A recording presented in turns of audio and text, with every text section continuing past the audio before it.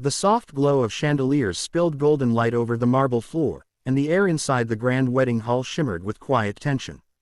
1,000 eyes watched as Amara stood frozen at the altar, her trembling hands clutching a bouquet of white roses that felt heavier than the weight in her chest. Her heart beat wildly, but not with joy, with dread. The string quartet played a delicate tune, yet each note sounded like a chain tightening around her freedom. Across from her stood Richard Sterling, the man she was about to marry, a man more than twice her age. His silver hair gleamed under the lights, his tailored suit impeccable, his gaze unreadable. He looked powerful, composed, and heartbreakingly distant. She had seen his face on magazine covers and business news channels for years, but now, standing this close, she saw the deep loneliness behind his calm expression. Her father, sitting in the front row, avoided her eyes. He smiled for the cameras, but Amara could see the guilt pressing at the corners of his lips. She knew why he'd done this. His empire was collapsing, his debts suffocating him. Richard's proposal had come like a lifeline, wrapped in gold and despair. Just one sacrifice, Amara, her father had whispered days before. Just one, and our family will survive. The priest's voice echoed through the hall. Do you, Amara Khan, take Richard Sterling to be your lawful husband? For a heartbeat, the world stopped. She could hear her pulse pounding in her ears, could feel the weight of the veil pressing against her tear-stained cheeks. Every instinct in her screamed to run, to throw away the bouquet, to rip off the veil, to find her own life again. But then she saw her mother, frail, watching with hopeful eyes. Her brother, still in college, unaware of the deal made to secure his future. And so, with a trembling breath, she forced the word out. I do. The cameras flashed like lightning. The applause felt hollow. Richard slipped the ring onto her finger, his touch gentle, almost hesitant. When she looked up at him, their eyes met briefly, and something flickered there, something she couldn't define. Was it pity, regret, or recognition? After the ceremony, they were escorted to a vintage limousine waiting outside. The city lights reflected off the glass, painting her face with moving shadows. Amara sat in silence, her hands clenched in her lap. Richard sat beside her, his posture composed but his eyes fixed on the night beyond the window. You don't have to pretend tonight, he said quietly after a long stretch of silence. His voice startled her, deep, warm, and unexpectedly kind. She turned to look at him, unsure what he meant. Pretend. Did he already know how much she resented this? He didn't explain. Instead, he looked at her for a long moment, then offered a small, weary smile.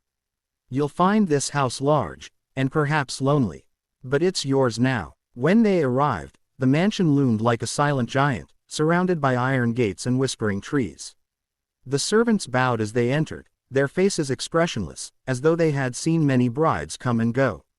The corridors were lined with portraits, one in particular caught Amara's attention.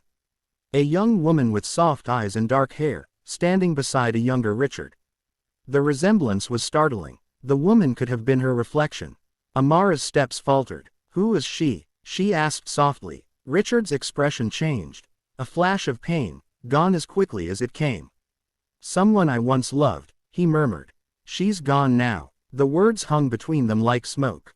That night, as Amara sat before the mirror in her bridal gown, she stared at her own reflection, at the girl who had become a bride not by choice, but by necessity.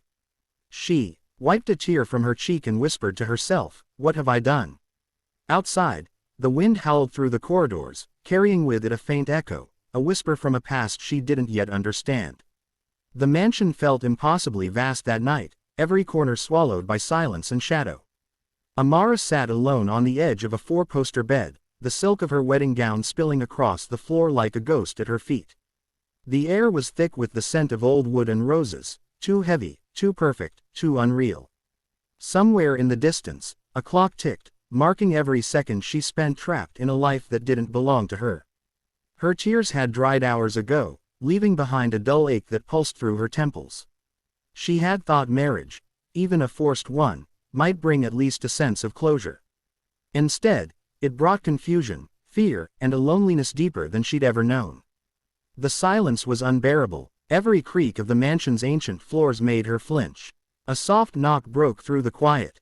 She turned, startled. Richard stood in the doorway, his figure framed by the dim golden light of the hall. He looked older than he had at the wedding, tired, fragile, almost human. In his hand was a small, ornate box. "I thought you might want this," he said gently. Amara hesitated before nodding. He walked over, his footsteps barely making a sound on the Persian rug. When he handed her the box, she felt its weight, light, but significant. The carvings on the wood were delicate, swirling patterns that seemed to tell a story she didn't yet understand. "What is it?" she asked, her voice low. He didn't answer right away. Instead, he gestured for her to open it. Inside was a single photograph, old and slightly faded. Amara's breath caught in her throat. The woman in the picture looked exactly like her. Same eyes, same dark hair, same quiet smile. For a moment, she thought it was her, until she noticed the old-fashioned dress in the background, a garden that didn't exist anymore. "She was my wife," Richard said softly. "Her name was Eleanor." Amara's fingers trembled as she held the picture. The resemblance was too perfect. "She looks like me." He nodded slowly. "Yes, you remind me of her in more ways than I expected." A chill ran through her. She wanted to ask why he had chosen her, if this resemblance was the reason for everything, but the words stuck in her throat. He sat down in a chair across from her, his gaze distant. "Eleanor was everything," he said quietly. "We built this house together. She filled it with light, with laughter. When she died, the walls went silent. I thought I could live without her. I was wrong." He fell silent then, staring at the floor, his expression unreadable. Amara didn't know whether to feel pity or fear. Was she just a ghost to him, a living reminder of what he had lost? "Why me?" she finally asked. "Why did you marry me?" He looked up at her, his eyes suddenly sharp, searching hers for something. "Because sometimes life offers you a second chance," he said. "And sometimes, it's cruel enough to take it away again." The cryptic answer only deepened her unease. He stood, turning toward the door. "You should rest, Amara. This house will feel less strange in the morning." When he left, she stared at the photo again. The woman's eyes seemed to follow her, almost alive, as though watching. A detail caught her attention, a faint date written on the back of the photograph, 2005. Her heart skipped a beat. That wasn't possible. Eleanor had supposedly died decades ago, long before Amara was even born. She flipped the picture over, tracing the numbers with her finger, her breath quickening. A storm of confusion and fear swirled inside her. What did this mean? Why did she look identical to a woman who had lived only 20 years earlier? That night, sleep refused to come. The wind outside howled against the windows, and somewhere deep in the mansion, a door creaked open, slow, deliberate. Amara's heart pounded as she listened. She could have sworn she heard footsteps, faint but steady, pacing the hall just beyond her door. She rose, her bare feet silent on the carpet. The photograph slipped from her hand and fluttered to the floor, landing face up. In the flicker of candlelight, Eleanor's smile seemed to stretch wider, almost as if she knew Amara had begun to uncover something that was never meant to be found. The night had swallowed the mansion whole. Outside, the storm raged, wind clawing at the windows, thunder rolling like the sound of fate drawing near. Amara couldn't shake the unease that had taken root inside her since she found the date on the photograph. Every shadow felt alive, every creak of the old house whispered secrets she wasn't supposed to hear. Sleep had long abandoned her. She sat by the fire in her nightgown, the photograph clutched in her trembling hands, the flames reflecting in her wide eyes. Something was wrong here, terribly wrong. A sudden sound, a faint thud from the hallway, made her jump. It came again, rhythmic, soft, as if someone was walking slowly down the corridor. She rose from her chair and grabbed a candle from the table. The golden light quivered as she stepped into the hall, the marble floor cold beneath her bare feet. The mansion's walls seemed to stretch forever, lined with paintings and relics from lives long gone. As she moved deeper, she passed a door she hadn't noticed before, dark wood, locked with an iron latch. She felt drawn to it, as if something behind it called her name in a voice too soft to hear. The latch looked old. Without thinking, she tugged it.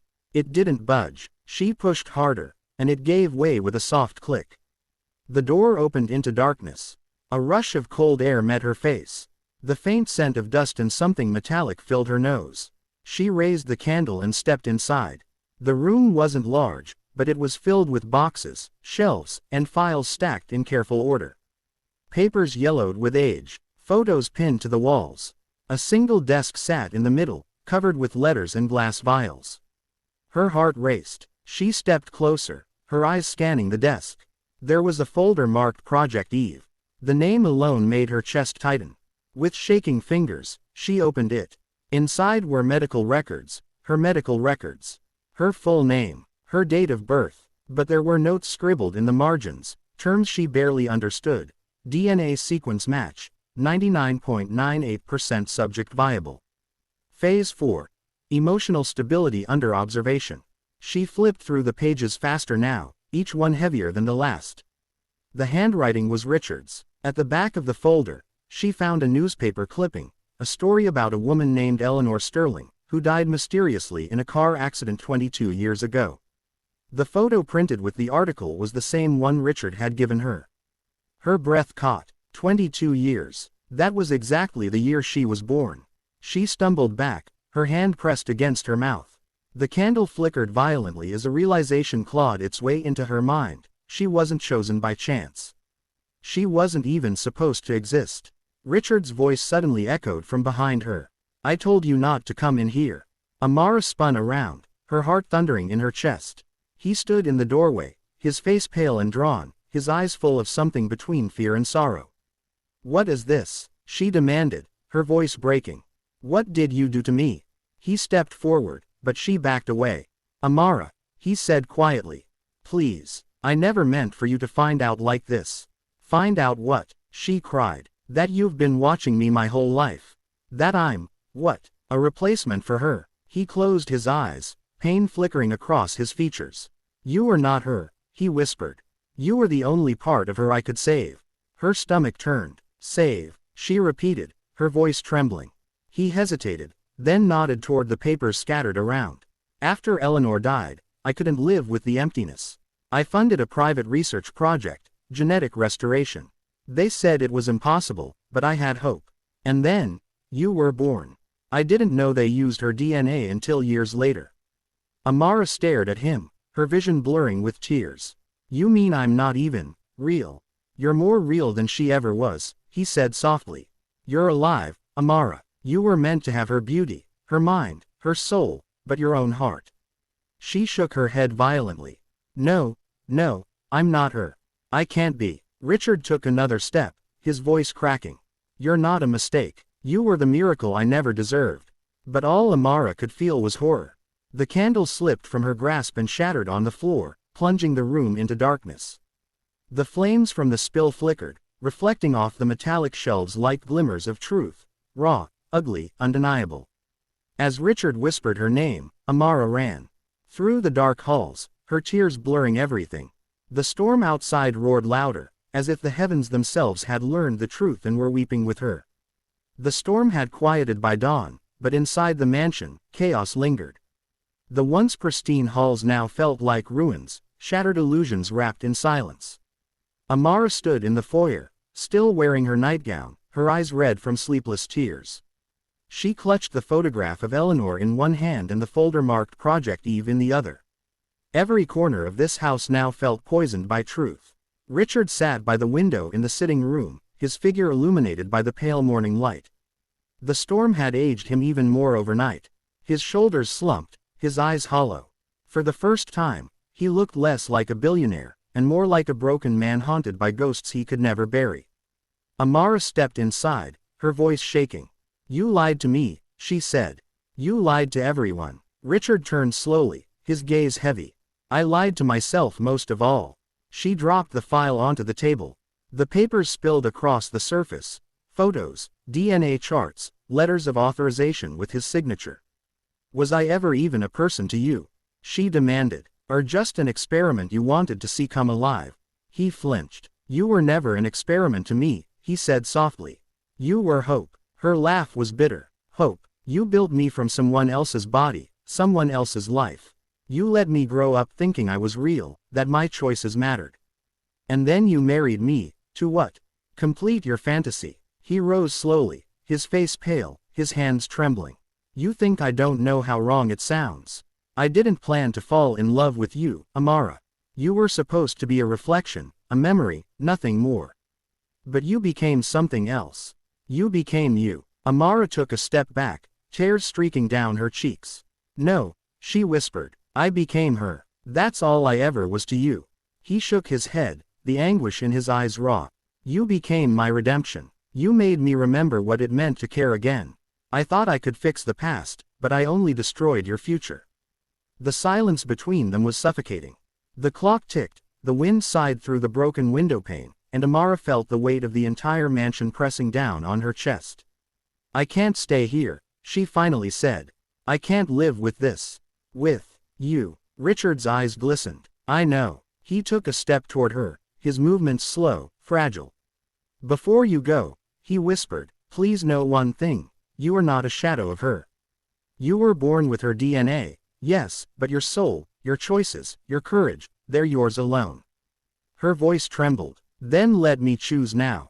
He gave a faint nod, the kind of nod a man gives when he knows it's the last thing he'll ever do. She turned away, heading toward the door, the sound of her footsteps echoing through the empty hall. But before she reached the threshold, she heard a sharp gasp behind her. She spun around. Richard had collapsed to the floor, his hand clutching his chest. His breath came in shallow, desperate gasps. Richard, she cried, running to him. She knelt beside him, her hands trembling as she tried to steady him. His eyes fluttered open, the light fading from them. Forgive me, he whispered, his voice barely audible. Live your own life. Then he was still. The world fell silent. The storm had passed, but Amara felt it raging inside her. She stayed beside him for a long time, holding his hand, tears streaming down her face, mourning a man she couldn't fully hate, yet could never forgive. When she finally stood, the sun had begun to rise, casting golden light through the mansion's tall windows. Dust floated through the beams like fragments of memory. She placed the photograph of Eleanor beside Richard's hand, whispering, you can rest now. Hours later, Amara walked down the long driveway, the wind lifting her hair, the mansion shrinking behind her. She didn't look back. For the first time, she wasn't running from her past, she was walking toward her future. By the time she reached the edge of the estate, she paused to watch the sunrise. The world felt new, raw, and uncertain, but it was hers. She looked at her reflection in a puddle, the morning light soft on her face. I was created from someone else's love, she whispered, but now, I live for my own. And with that, she took her first step into the life she had finally chosen for herself.